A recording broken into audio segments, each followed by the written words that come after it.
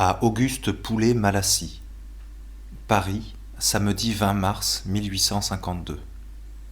Mon cher Malassis, il y a déjà plusieurs jours que l'on m'a remis votre lettre au café Tabouret. Mais la succession de travaux inévitables et 1000 sottes courses m'ont empêché de vous répondre.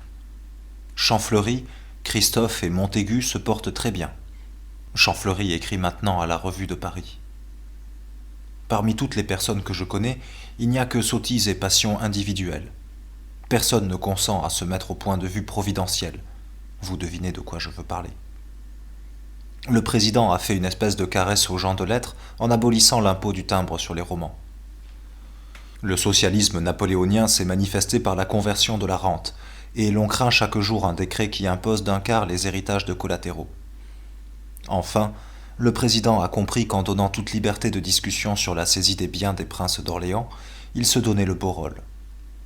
Aussi toutes les pièces s'impriment, et les brochures se répondent. Il est aussi question de rendre au ministère de l'Intérieur le département des affaires littéraires, qui récemment avait été confondu avec l'instruction publique. Quelques membres de la Société des gens de lettres se sont plaints de cette promiscuité avec le professeur, qui d'ailleurs sont des jésuites déguisés et qui mangent tout, quand il y a quelque chose à manger. D'ailleurs, je suis persuadé que toutes les notes et idées haineuses pour l'université flatteront le président.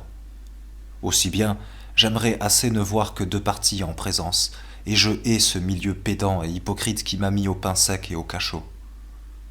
Tout cela me divertit beaucoup. Mais je suis décidé à rester désormais étranger à toute la polémique humaine, et plus décidé que jamais à poursuivre le rêve supérieur de l'application de la métaphysique au roman. La semaine théâtrale est morte sous nous. Le dernier numéro contenait un très bon article de Champfleury, de critique littéraire, et 2 pièces de vers de moi, qui ne sont pas mauvaises. J'ai fait imprimer à la Revue de Paris un gros article sur un grand écrivain américain, mais je crains bien que la première fois ne soit la dernière. Mon article fait tâche. La première partie a paru le 29 février et la seconde paraît dans 10 jours. Il y aura aussi une nouvelle de Champfleury. Cependant, j'avais fait un beau rêve. Amick m'avait déclaré que, décidément, il voulait fonder une grande revue et que j'en serais directeur. Je lui ai communiqué mes idées, mais il paraît que nos plans, je voulais que Champfleury m'aidât, étaient trop beaux. Il est très refroidi, et je crois que l'affaire est manquée.